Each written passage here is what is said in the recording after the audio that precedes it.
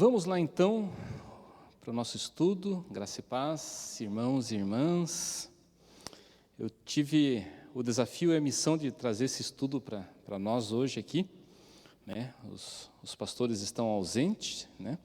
Mas confesso que foi um bom desafio. O pastor Paulo, quando ele me outorgou esse desafio na 2 semanas atrás, ele falou: não, João, é tranquilo, eu te passo o material. Eu não sei se vocês lembram, né? Ele trouxe aqui uma pilha de livro desse tamanho aqui na semana passada. E eu confesso que foi muito útil, porque quando eu me deparei com o que nós vamos ver hoje é sobre justamente 4 versículos somente, né, do capítulo 2 ali, que fala sobre a igreja de Esmirna. E eu confesso que tive que fazer muita pesquisa aqui, realmente para poder captar um pouco dali do que tem todo o contexto que envolve a carta para a igreja de Esmirna e transformar isso num estudo. Confesso que foi um trabalho bastante interessante, assim, né? Mas vamos lá. Vamos então ler ali, na nossa semana passada o pastor Paulo conduziu a gente no início do capítulo 2 ali, de 1 a 7, em que nós trabalhamos ali com a carta à igreja de Éfeso, né? E hoje vamos trabalhar ali no mesmo Apocalipse 2, de 8 a 11, a carta à igreja de Esmirna.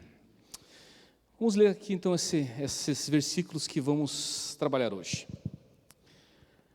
Ao anjo da igreja em Esmirna escreva: estas coisas diz o primeiro e o último, que esteve morto e tornou a viver. Conheço a tua tribulação, a tua pobreza, mas tu és rico. E a blasfêmia dos que a si mesmos se declaram judeus e não são, sendo antes sinagoga de Satanás. Não temas as coisas que tens de sofrer. Eis que o diabo está para lançar em prisão alguns dentre vós, para ser dispostos à prova, e tereis tribulação de 10 dias. Sê fiel até a morte, e dar-te-ei a coroa da vida. Quem tem ouvidos, ouça o que o Espírito diz às igrejas. O vencedor, de nenhum modo, sofrerá dano da segunda morte. Amém. Senhor Deus, Pai amado, agradecemos a Ti, ó Pai, neste momento, por termos a oportunidade de estarmos aqui, Pai, reunidos na Tua casa, para podermos, Pai, aprender um pouco mais, meditarmos um pouco mais sobre a Sua palavra, Pai. Sim, Senhor, conduz-nos nesse tempo de estudo da Tua palavra, Pai, para que possamos cada vez mais aprofundarmos nos Teus ensinamentos, Pai, para que a Tua palavra chegue a nós na maneira como que Tu queres, Pai, que seja palavra de vida, Pai, que traga a nós, Pai, alento, esperança, renovo, Pai. É o que te pedimos nessa noite, em nome de Jesus. Amém e amém. Irmãos e irmãs, então, nesse desafio, essa palavra aqui da carta à igreja de Esmirna.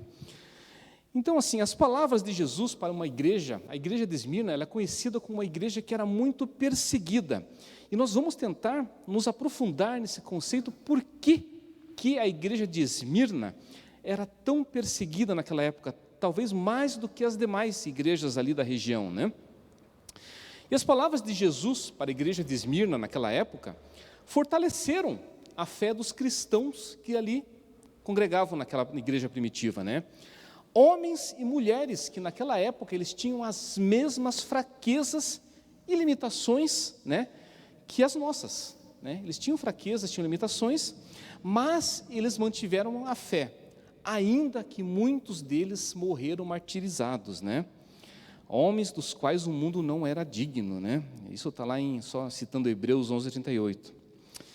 E é consenso, meus irmãos e minhas irmãs, que as palavras de Apocalipse, elas são para a nossa vida, né? Em qualquer contexto, né? Por isso o objetivo nosso hoje é ver nessa carta para essa igreja, além da história, além da profecia que era dada ali, uma fonte de encorajamento, né? E esperança para aqueles cristãos, e para os cristãos, na verdade, de todos os tempos que até hoje sofrem perseguições, né?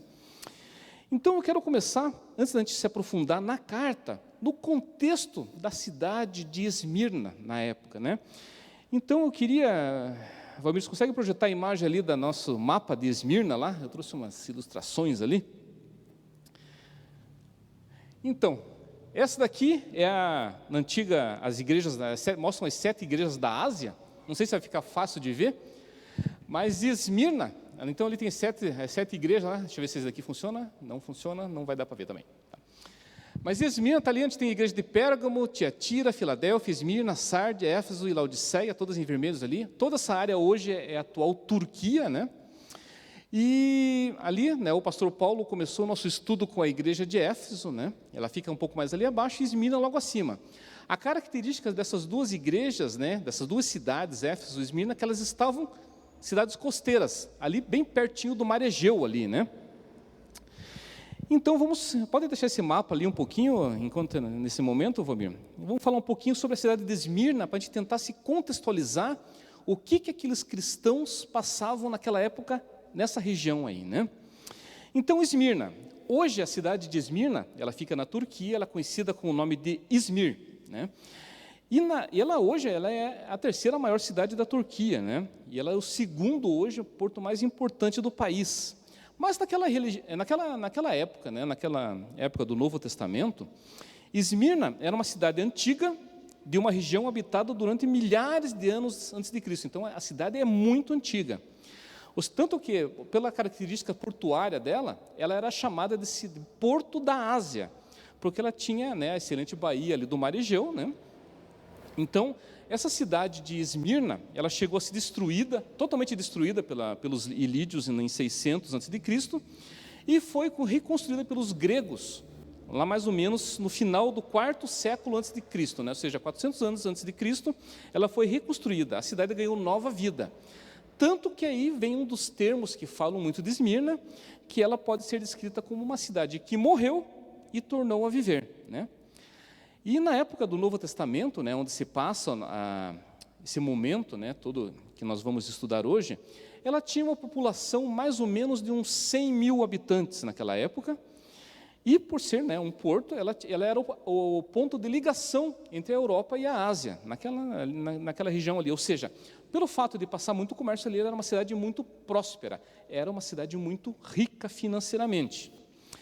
Mas vendo aqui, durante o domínio romano, nessa época aqui da cidade de Esmirna, uma característica, por ser um domínio romano, ela se tornou uma cidade de idolatria oficial do Império Romano, né? Ela ficou conhecida como guardiã do templo, né? Ela foi a primeira cidade da Ásia a construir um templo para adoração da cidade e da deusa Roma, no caso, né? Então foi a primeira cidade da Ásia que construiu um templo só para adoração a Roma. Isso lá em 195 a.C. Em 26 depois de Cristo, ela foi escolhida como local do templo ao imperador Tibério, né? Foram descobertas então várias imagens, além de Tibério, além do próprio culto ao imperador, que naquela época se considerava um deus, e ele requisitava culto à sua pessoa, né? Foram encontradas nessa mesma cidade ruínas de templo, de estátuas de Poseidon, de Deméter, né? Deusas gregas, né? Ou seja, a cidade de Esmirna, ela tinha os seus próprios deuses. Ela tinha toda a cultura romana e tinha seus próprios deuses. Mas ainda assim, vejam só que interessante, para aquelas pessoas que ali habitavam em Esmirna, que ali moravam, eles achavam que idólatras, na verdade, eram os cristãos. Você veja só. Por quê? Porque eles viam os cristãos que adoravam apenas a só um Deus. Onde já se viu isso, né? Adorar só um Deus. Eles tinham tantos deuses e chegavam um cristão lá que adoravam só um Deus, né? E o pior ainda, é um Deus que não se relacionava com nenhum outros deuses deles ainda, né? Que na cultura romana, né, você vê lá, todo Deus era irmão de um, filho bastardo de outro, que se relacionou com não sei quem, então tudo uma grande família de deuses, né? E chegaram os cristãos lá que só adoravam a um Deus, e um Deus que não se relacionava com Deus nenhum deles ainda, né? Então, eles chamavam os cristãos de idólatras, bem estranho isso, né? Mas devido a essa idolatria que o povo de Esmirna ali tinha, que incluía, inclusive, a prática de cultuar o imperador, né, como se fosse um deus, né? Esmirna foi uma das cidades mais perigosas para os cristãos naquela época. Se vejam só que a igreja daquela cidade, ela lutava com duas forças hostis, duas forças muito perigosas contra os cristãos de Esmirna. Eles tinham, a primeira força hostil era a população judaica, que se opunha fortemente ao cristianismo, e uma população não judaica, que era leal a Roma e apoiava o culto ao imperador.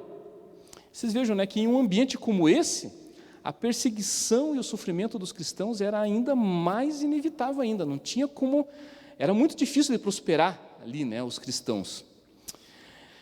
E é bem possível que essa igreja em Esmirna, lá, irmãos e irmãs, que é uma cidade mais ou menos 55 quilômetros para cima de Éfeso ali, ela esteja incluída nessas citações, né? Mas é a primeira vez na carta à igreja de Esmirna ali, é a primeira vez que ela é identificada pelo nome Esmirna, que até então, em nenhum momento é falado o nome de Esmirna, a não ser nessa carta.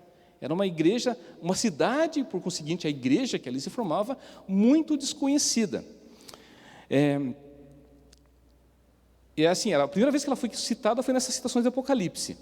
Aliás, uma curiosidade ali, o nome Esmirna, ela deriva justamente da palavra mirra mesmo, né? Lembrando, né, que a igreja nessa época, entre aspas, assim, ela foi mirrada pelas 10 ondas de intensas perseguições que se levantaram contra os cristãos. Isso veio desde o governo de Nero até o de Diocleciano. E uma curiosidade muito interessante, triste, mas muito interessante, que tanto quanto Roma, a cidade de Esmirna era o local em que naquela época eram disputados os Jogos Olímpicos, né? Então o vencedor recebia as coroas de louros de César, né? E Paulo, inclusive, faz uma menção a isso, dizendo que a salvação é comparada com aquele que corre nos estádios, que deve fazê-lo querendo vencer, para receber a coroa de glória ao final, né? Veja que interessante. E a parte triste é que nessas ocasiões dos Jogos Olímpicos que aconteciam em Esmirna também, os cristãos, antes dos Jogos, eles eram mortos para alegrar o povo que se aglomerava nas arenas para assistirem os Jogos, né? Então os corpos dos cristãos eram pendurados em postes e queimados, olha só, os corpos dos cristãos eram pendurados nos postes e queimados para servirem de tochas para iluminar os estádios durante os jogos. E a abertura de cada jogo precedia de um espetáculo onde os cristãos eram mortos, né, como todos sabem, devorados por leões, cerrados ao meio. Inclusive, uma prática que eu encontrei nessa pesquisa é que eles costumavam vestir crianças com pele de cordeiro para que fossem caçadas pelos leões famintos antes dos jogos, né, como uma forma de entreter o povo, né? Então, e foi inclusive, eu achava que era muito no Coliseu de Roma, mas a expressão "o povo gosta de pão e circo" veio dos jogos que aconteciam em Esmirna, que os cesares eles distribuíam alimentos aos presentes e a diversão. Então, o povo gostava de pão e circo. Só por curiosidade, Valmir, tem as imagens de ruínas 1 e 2 ali? Como é que tem hoje na cidade de Esmirna? Essa é a cidade, as ruínas da cidade da Esmirna antiga, né? Então aí é parte do teatro de Esmirna, né? Então o anexo aí ficava onde aconteciam esses jogos e essas matanças de cristãos, né? E a segunda imagem que tem ali é uma galeria, né? Como ali embaixo tinham os famosos aquedutos romanos que ligavam a Esmirna também, né? Mas concluindo aqui essa parte, a gente tentar entender um pouco do contexto de Esmirna. Vejam que os cristãos foram tão dizimados naquela época, e Esmirna era uma das cidades onde eles foram muito perseguidos, que naquela época Roma mandou cunhar uma moeda comemorativa, onde se lia assim, Nomine Christiano delecta et, ou seja, o nome dos cristãos foi apagado. Eles mandaram cunhar uma moeda com esses dizeres por de tantos cristãos que eles mataram naquela época, né? Mas o que nos alenta, né, apesar de todo esse sofrimento da igreja primitiva, é que esse intento de Roma não foi alcançado, né? Porque a igreja, ainda que primitiva, ela cria no Rei Jesus. E quanto mais ela crescia, quanto mais ela era perseguida, mais ela crescia, mais ela se multiplicava. Mais ou menos quando a mirra, né? Como a mirra, não sei se todos conhecem a mirra, quanto mais ela é exprimida, quanto mais ela é macetada, mais perfume ela exala, né? É assim que se extrai o perfume da mirra, né? É na pressão ali mesmo. E durante o período que Paulo ficou em Éfeso, na sua terceira viagem evangelística, né, todos os habitantes da Ásia ouviram o evangelho de Jesus. Isso está lá em Atos 19, 10. Lá que diz isso, né, que todos os habitantes da Ásia ouviram o evangelho de Jesus, que diz assim: durou isto por espaço de 2 anos, dando ensejo a que todos os habitantes da Ásia ouvissem a palavra do Senhor, tanto judeus como gregos, né? E ali, na questão de Esmirna, como a gente viu ali, ela é uma cidade que foi destruída e foi reconstruída pelos gregos, né? Isso pouco tempo, né? 4 séculos antes da época de Jesus Cristo, né? E olha só que interessante, havia, apesar de toda essa influência greco-romana, uma quantidade de judeus muito grande em Esmirna.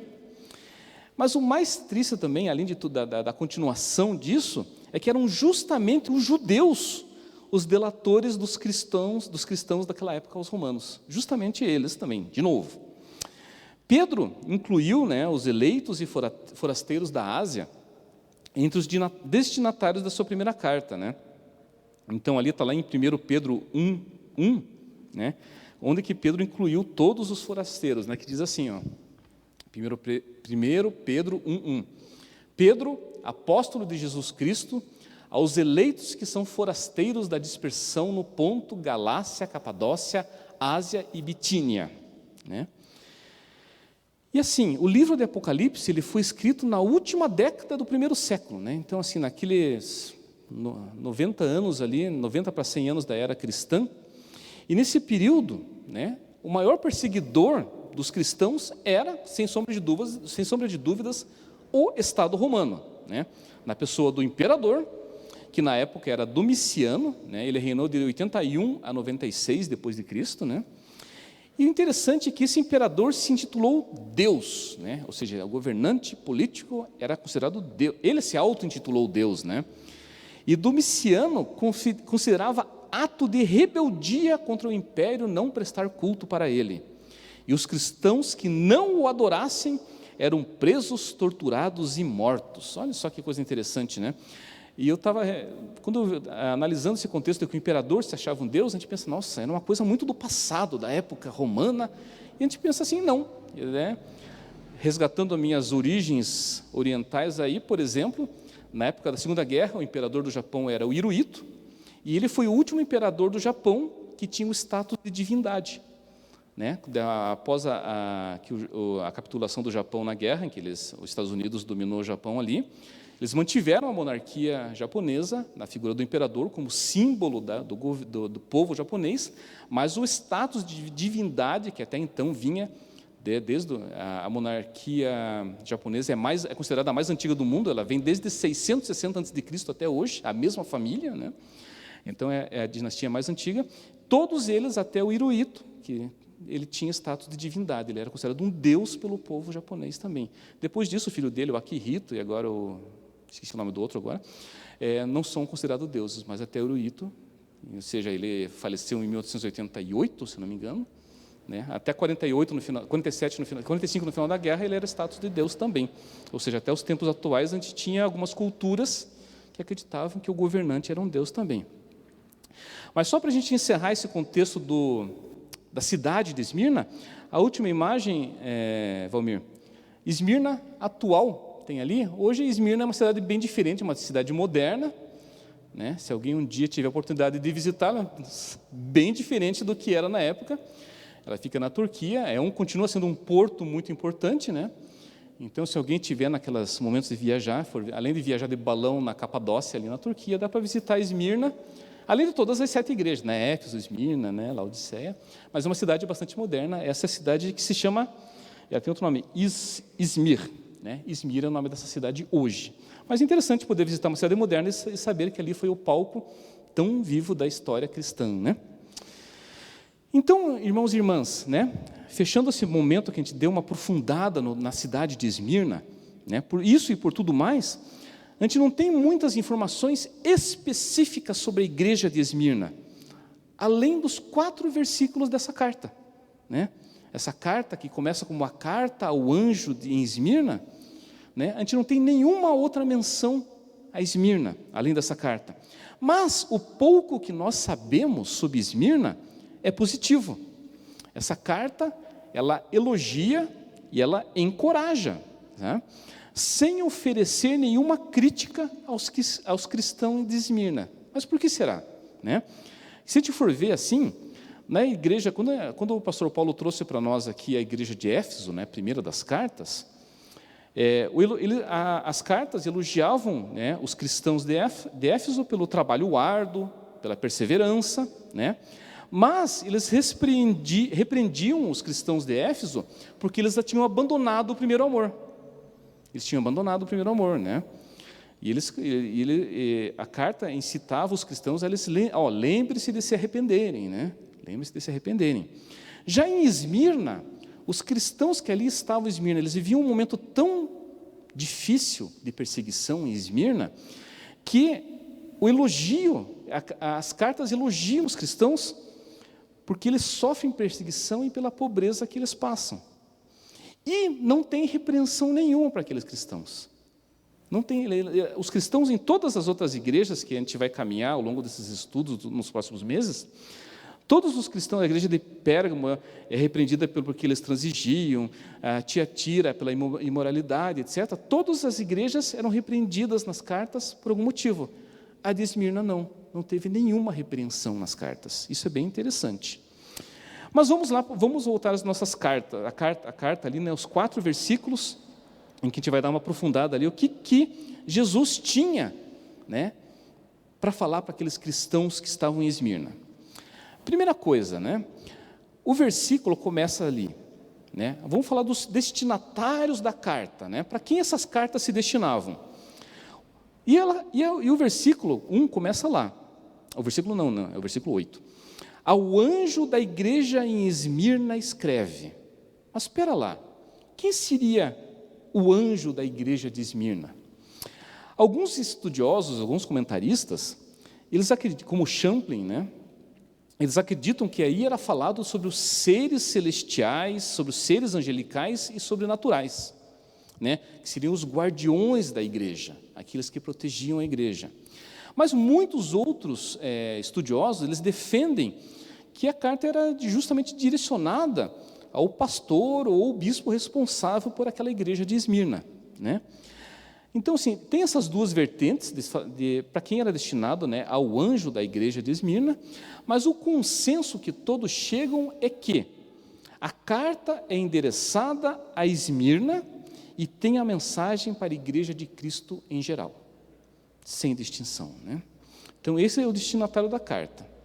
Mas seguindo ali, né, a gente continua daí seguindo no versículo, né, vamos entender quem é o remetente dessa carta, né? Então, o destinatário, né, ao anjo da igreja de Esmirna, mas quem é o remetente dessa carta? Primeiro, né, que diz ali, estas coisas diz o primeiro e último, ou seja, ali logo no início, no versículo 8, o que ele quer dizer ali? Jesus é único. A expressão, o primeiro e o último, nos ensina que Jesus é a origem e o alvo da criação. Jesus começa essa carta mais ou menos igual a gente viu anteriormente, lá no capítulo 1, né, lá em Apocalipse 1,17, frisando a eternidade, né? Todas as coisas encontram nele, em Jesus, a razão da sua existência. Como está ali, como é citado ali em Colossenses 1,16. Colossenses 1,16. Colossenses 1,16 diz assim.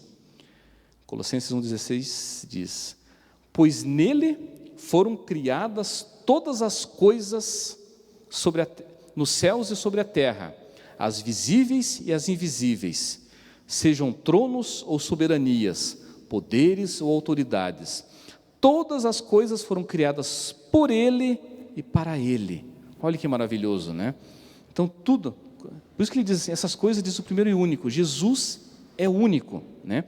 Logo no início da carta, Jesus lembra aos irmãos lá de Esmirna que ele é maior do que qualquer imperador ou de qualquer outro deus romano. Então, assim, ele direciona a carta e faz aquela lembrança, ó, Ele é maior do que tudo, do que qualquer imperador, do que qualquer deus romano. E vamos seguindo, né? Essas coisas diz o primeiro e o último, logo em seguida fala, que esteve morto e tornou a viver. Né? E também é quase igual a afirmação que ele teve lá em Apocalipse 1,18. Esta frase, irmãos e irmãs, ele destaca a vitória sobre a morte na ressurreição. Jesus está vivo, ele venceu a morte. Assim, se morrermos com Cristo, também com Cristo viveremos. E para aqueles cristãos que estavam vivendo aqueles momentos de perseguição, de prisão, e muitas vezes até de morte, isso era uma palavra, né, uma palavra de alento muito grande para eles. Que se morrermos com Cristo, também com Cristo viveremos. Isso também está lá em Romanos 6, de 8 a 9, que cita assim: ora, se já morremos com Cristo, cremos que também com Ele viveremos. Cremos que também com Ele viveremos, sabendo que, tendo sido Cristo ressuscitado dentre os mortos, já não morre, a morte não mais tem domínio sobre Ele. Vejam só, irmãos e irmãs, que essas palavras, elas trouxeram naquele momento consolo e esperança para essa igreja de mártires. Porque se os cristãos da igreja de Esmirna eram tão perseguidos, sacrificados, ela era uma igreja de mártires, pois eles podiam, através disso, começar a vislumbrar um futuro de esperanças reais, palpáveis, sólidas com o Senhor, né? E que o Senhor, nesse contexto, Ele está vivo e Ele reina. E na situação, né, dos discípulos de Esmirna, vivendo toda aquela perseguição difícil, seria muito importante lembrar, né, eles serem lembrados da ressurreição de Jesus, né?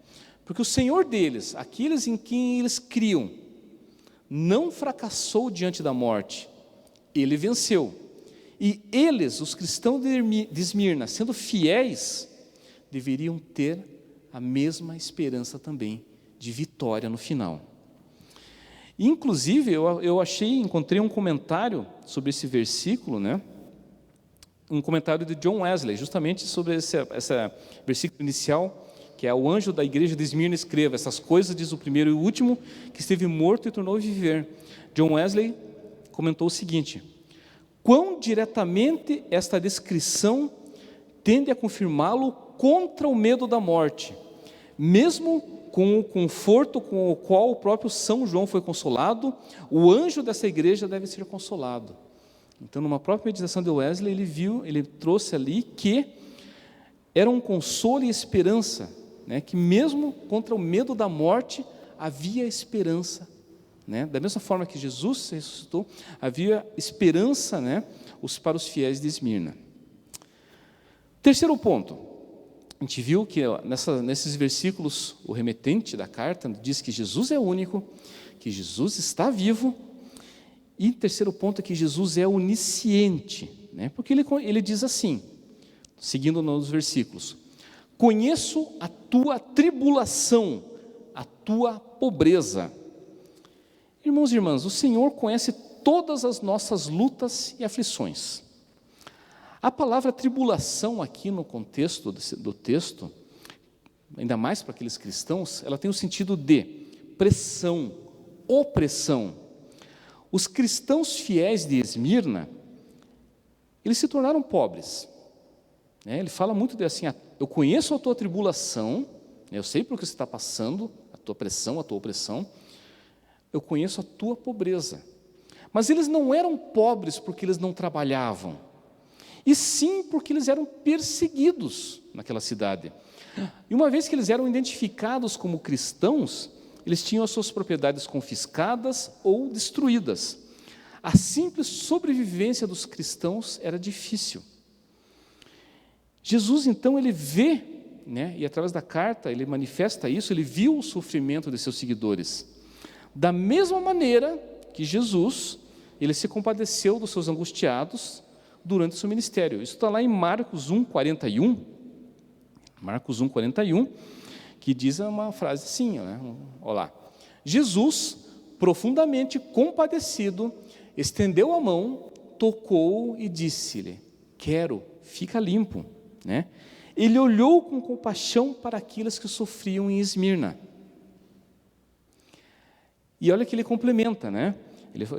A carta diz assim: conheço a tua tribulação, a tua pobreza, mas tu és rico, né? Por que ele fala isso? Porque eles eram ricos espiritualmente, né? Eles eram ricos espiritualmente. E isso é um erro constante, né? Que é muito pregado no nosso tempo. É aquela ideia, né? Que a gente tenta não ter, de que a ideia de que a riqueza do mundo, né? Muito dinheiro, muito sucesso, também caminha junto com a riqueza espiritual, né? Não quer dizer que estejam separados. Muitas pessoas são muito bem sucedidas, né? Na vida pessoal e são ricas espiritualmente, né? Então, mas essa teologia é uma teologia do materialismo do mundo atual, né? Mas o cristão, ele deve ter a consciência celestial, né? No qual ser rico, o que é? É juntar tesouros no céu, porque o nosso coração, ele está no exato lugar onde se encontra o que classificamos como tesouro. E o que nós classificamos como tesouro? Vemos lá como cita Mateus 6, de 19 a 21. Não acumulei para vós outros tesouros sobre a terra, onde a traça e a ferrugem corroem, e onde os ladrões escavam e roubam. Mas ajuntai tesouros no céu, onde nem a traça nem a ferrugem consomem, e onde os ladrões não minam nem roubam, porque onde estiver o vosso tesouro, ali estará também o vosso coração. E onde se encontra o que nós classificamos como tesouro? Está nos céus, né? Pois, vocês vejam só que coisa diferente. A cidade de Esmirna, nós vimos que era um porto. Por ser um porto, era o porto da Ásia, era a entrada da Europa para a Ásia ali. Era uma cidade muito próspera. Os cristãos que moravam em Esmirna eram muito pobres, né? Ou seja, eles sofriam discriminação por causa da sua fé e se tornaram pobres. E é bem possível também, irmãos e irmãs, que eles tivessem sacrificado os seus recursos em prol do Evangelho. Mas a pobreza material não tem importância quando existe a riqueza espiritual. A situação daqueles discípulos de Esmirna era muito melhor, por exemplo, do que a da igreja de Laodiceia, que se achava rica apesar de sua pobreza espiritual. Isso vai ser visto lá para frente, lá no capítulo 3. Né? A igreja de Laodiceia tinha essa característica. Ela se achava rica, mas espiritualmente era uma igreja pobre, né? E seguindo no texto ali, diz o seguinte: conheço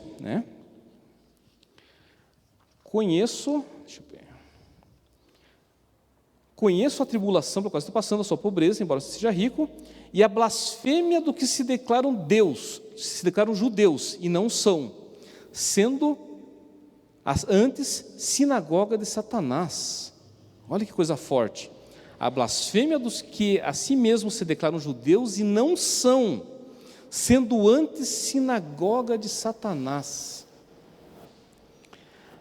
Irmãos e irmãs, provavelmente isso é uma referência explícita aos judeus, pois eles, os judeus que moravam em Esmirna, eles ajudavam os romanos na perseguição aos cristãos.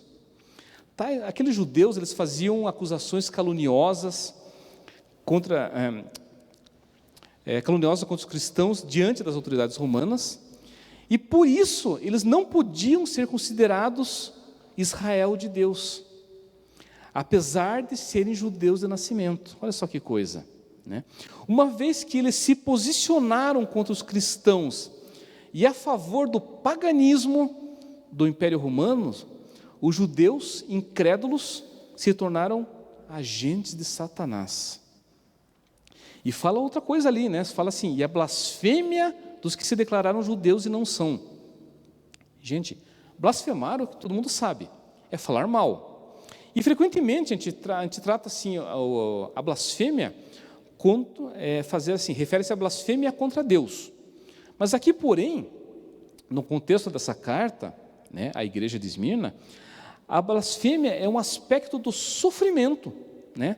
Do sofrimento dos crentes em Esmirna. Por quê?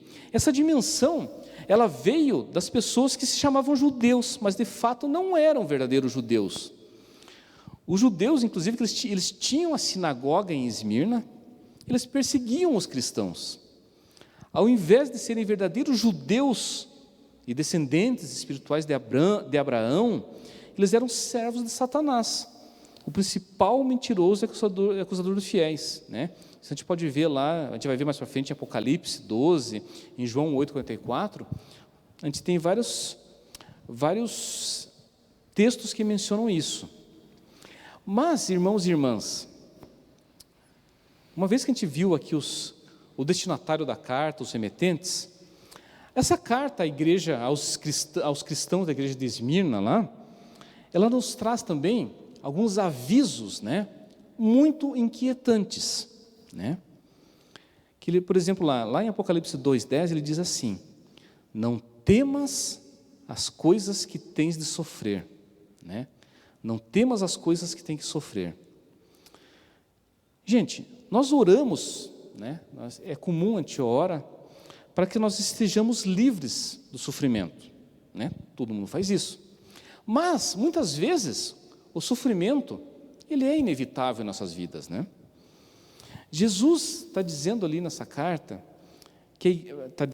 nessa carta para a igreja de Esmirna, que as coisas que trazem sofrimento, elas não devem ser temidas. Afinal, ele mesmo sofreu na cruz. Porém, aquele sofrimento dele trouxe vida para todos nós. O breve e momentâneo sofrimento neste mundo não se compara com o que há de ser revelado. Mas o que há de ser revelado? Vamos dar uma olhada lá em Romanos 8,18. Romanos 8,18. Que diz o seguinte: porque para mim tenho por certo que os sofrimentos do tempo presente não podem ser comparados com a glória a ser revelada em nós. Olha só que precioso, né? O sofrimento momentâneo desse mundo não se compara com o que há de ser revelado. O conforto oferecido por Jesus não é um livramento do sofrimento, não quer dizer que não haveria sofrimento, mas ele anima os discípulos de Esmirna a não desistirem por causa das tribulações que viriam logo. Ele não está dizendo, vocês não vão ter tribulações, vocês vão ter sim, e vai ser breve, vocês vão passar por isso. Os covardes, eles não têm esperança em Cristo. Pessoas que fogem da sua responsabilidade diante de Jesus por medo de sofrer, é triste dizer isso, né? Se as pessoas fogem, né, são covardes perante as suas responsabilidades diante de Jesus, infelizmente elas não são dignas da comunhão com Ele. Pessoas que ensinam que o servo fiel será próspero e livre de sofrimento nessa vida, na verdade elas não acreditam nas palavras que Jesus mandou à igreja de Esmirna. Ou seja, né, se tem gente aí pregando que o servo fiel vai ser só próspero, não vai ter sofrimento nenhum, já tem alguma coisa errada, porque elas estão indo contra o que o próprio Jesus mandou para os discípulos de Esmirna, né? E seguindo ali depois em Apocalipse, né, os avisos que Jesus está dando ali à igreja, vai piorando ali. Ele diz assim, lá no versículo 10 diz assim: eis que o diabo está para lançar em prisão alguns dentre vós, para ser dispostos à prova. Olha só, além disso, não temas que vocês vão sofrer, e o diabo vai colocar algum de vocês na prisão, para ser dispostos à prova. Irmãos e irmãs, as perseguições, obras de Satanás, levaram muitos daqueles cristãos ao encarceramento, levaram eles para a prisão, antes do martírio final, antes de serem mortos ainda. E essa, irmãos e irmãs, era uma grande prova, imagine, porque se eles estavam sendo presos, com certeza eles iam ser espancados, eles iam ter privações de alimento, de comida, eles estariam em celas escuras, imundas, sem higiene nenhuma, e isso tudo levaria muitos deles a questionar a própria fé em Jesus, né? E até negar a própria fé em Jesus. E o espaço de tempo entre a prisão e o martírio final, até o momento em que eles seriam martirizados, deveria ser um momento de grande conflito e de lutas espirituais para aqueles cristãos. E o diabo, aqui nesse contexto, ele é visto como a fonte dessa perseguição, né? Isso que o diabo está para lançar em prisão alguns dentre vós, para ser dispostos à prova. E seguindo ali no versículo 10, diz assim: e tereis tribulação de 10 dias. Irmãos e irmãs, aqui nesse tereis tribulações de 10 dias, há diversas interpretações sobre o que vem a ser os 10 dias. Entre elas, entre essas interpretações que eu encontrei aqui, uma diz o seguinte: a primeira diz ser referência às 10 perseguições, uma referência às 10 perseguições distintas, né, que sofreram os cristãos, desde o reinado de Nero até o de Diocleciano, né, são aquelas 10 ondas, né, de perseguições que os cristãos sofreram. Outra interpretação seria que indica um período curto de tempo, 10 dias. De qualquer forma, é certo afirmar que toda tribulação tem tempo determinado para acabar. Não vai durar para sempre, né? Uma tribulação sempre tem início, mas ela também tem fim, ela não dura para sempre. Irmãos e irmãs, e o efeito dessa tribulação seria justamente o de provar a fé desses cristãos. A lealdade daqueles cristãos seria testada sobre ameaças de morte. Mas essa perseguição não continuaria para sempre. 10 dias sugere um tempo curto, mas também completo. Seria uma provação completa, mas teria um fim, né? Por ter vínculos tão fortes com a idolatria oficial de Roma, Esmirna se tornou uma cidade muito perigosa para os cristãos. E esta carta que a gente leu agora fala justamente sobre a perseguição que viriam, né? Até décadas depois do Apocalipse, perseguições atingiram, né, todos os seguidores de Cristo, né, naquela cidade e em várias outras. E um dos casos, né, um dos exemplos que eu achei bem interessante aqui, mais conhecidos da história pós-bíblica, né, é de Policarpo, né? Policarpo, né, cujo nome significa, curiosamente, muito fruto, né? Ele foi o discípulo pessoal do apóstolo João. Ele foi um homem muito consagrado. Ele foi o principal pastor da igreja de Esmirna, bem como o principal instrumento do poder de Cristo naquela cidade. Ele foi morto, né, Policarpo foi morto na sua velhice, quando ele se recusou a renegar a sua fé em Cristo. Uma carta descrevendo o martírio de Policarpo, que aconteceu mais ou menos no ano 156 depois de Cristo, relata, olha só que curioso, as palavras dele em resposta aos governantes romanos. Os governantes romanos estavam ameaçando ele, ou você muda, ou você vai morrer. E ele fala o seguinte na carta dele, por 86 anos eu tenho servido a ele, e nunca me fez nada de mal. Como, então, poderia eu blasfemar contra meu rei e salvador? Então, assim, como, né? Eu tenho servido a vida inteira, nunca me fez mal. Como você quer agora, no final da vida, com 86 anos, quer que eu blasfeme contra ele? Eu não vou fazer isso. Mas, apesar de tudo isso, né, da gente tentar entender aqui nessas cartas, o remetente, os destinatários, os avisos, né, que esses 4 versículos nos trazem, tem uma promessa aqui nessa carta à igreja de Esmirna que é muito preciosa, né, que diria uma promessa incomparável, né, que ali no final do versículo 10 ele já fala assim: se fiel até a morte, e dar-te-ei a coroa da vida. Gente, a morte de um mártir, né, alguém que foi martirizado pela sua fé, é algo terrível, né, e temível também, dá medo em muita gente. Mas a promessa a essa fidelidade é incomparável. A expressão coroa da vida Remete, né, obviamente, nesse contexto ali, que aconteciam os Jogos Olímpicos, que a gente citou ali no início, remete às competições gregas que o vencedor recebia, né, aquela coroa de louros de César, né? E João introduziu a promessa da coroa de vida nesse contexto para lembrar lá aos esmirnianos, né, de que se sofrerem morte física, eles tinham a certeza de que o prêmio da vida eterna estaria com eles.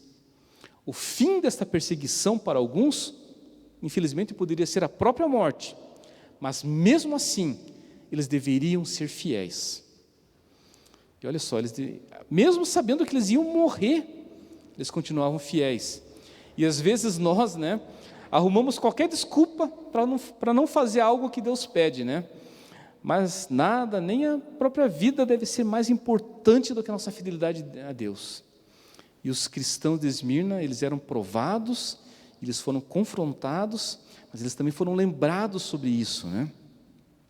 E a palavra coroa, que vem do grego, refere-se a isso, a coroa de vitória. A coroa da vida vem de Deus, o único que pode dar a vida, né? E aqueles que amam a vinda de Jesus receberão a coroa da justiça. Isso está lá em 2 Timóteo 4,8, né? Aqueles que amam a vinda de Jesus receberão a coroa da justiça. 2 Timóteo 4,8 diz o seguinte: já agora a coroa da justiça me está guardada, a qual o Senhor, reto juiz, me dará naquele dia, e não somente a mim, mas também a todos quanto amam a sua vinda. Olha que precioso. E o texto continua na carta, ali diz assim, ó, logo no versículo 11: quem tem ouvidos, ouça o que o Espírito diz à igreja. Quem tem ouvidos, ouça o que o Espírito diz à igreja. E como todas as cartas às igrejas, Jesus chama os destinatários, né, aqueles a quem as cartas eram destinadas, a ouvirem a sua mensagem. Então ele está aqui, ó, quem tem ouvidos, ouça. Eu estou escrevendo para vocês aqui, ó. Tem ouvido? Então me escuta. É uma exortação para aqueles destinatários, para que eles ouçam as palavras dessa carta, e mais do que isso, coloquem em prática o que o Espírito está dizendo ali. E ele conclui ali, dizendo assim: o vencedor de nenhum modo sofrerá dano da segunda morte. Ou seja, irmãos e irmãs, na conclusão dessa carta, Jesus está nos dizendo que aquele que permanece fiel até o fim é chamado de vencedor. Aos olhos do mundo, ele é perdedor, humilhado e por vezes morto de maneira humilhante, né? Destroçado por animais, cortado ao meio. Mas para o Senhor, ele é um servo fiel, vencedor. A estes, Jesus promete que não passarão pela morte eterna, pelo contrário, encontrarão a vida eterna, encontrarão a sua coroa. Aqueles que permanecem fiéis diante das perseguições são vencedores com Cristo, né? E o que ele cita ali no último versículo é assim: o castigo eterno, né? Mas os perseguidores poderiam até causar a primeira morte, mas os fiéis, eles não sofreriam uma segunda morte, né? E concluindo aqui, irmãos e irmãs, esse nosso texto aqui é um texto bastante curto, somente 4 versículos só, dessa carta a Esmirna. A gente conclui que morar em Esmirna, no primeiro século, não era fácil para um discípulo de Jesus, não mesmo. Além das perseguições pelos judeus, eles enfrentavam ainda uma ameaça ainda mais organizada e mais poderosa: a idolatria oficial de Roma, né? Juntando essa religião de Roma com a força do governo romano, só podia ser uma perseguição implacável e perigosa para os cristãos da cidade de Esmirna. Para vencer essa tentação, eles teriam que acreditar no poder daquele que já venceu até a morte. Por isso que eles são lembrados disso. Mesmo se morressem, as suas vidas eternas seriam garantidas somente se mantivessem sua confiança no eterno Senhor, aquele que foi o primeiro, o último, que esteve morto e voltou a viver.